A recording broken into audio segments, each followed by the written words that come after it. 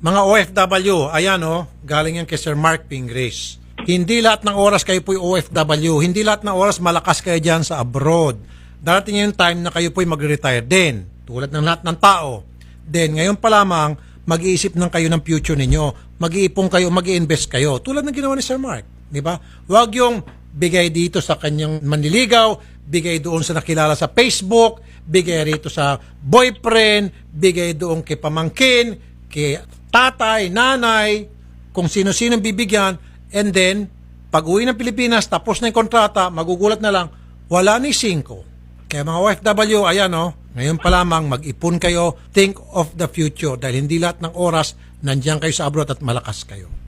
Hi, ako nga po pala si Jamer Madriaga, isa pong OFW sa Saudi Arabia.